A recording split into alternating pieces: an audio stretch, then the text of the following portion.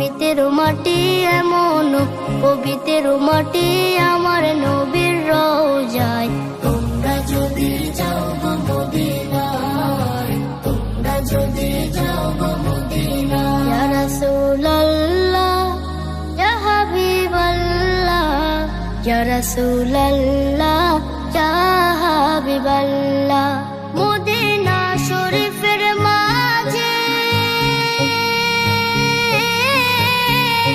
বেহেশতের বাগান আছে, সেই বাগানে শুয়ে আছেন, সেই বাগানে শুয়ে আছেন প্যারা নবী মুস্তাফায়।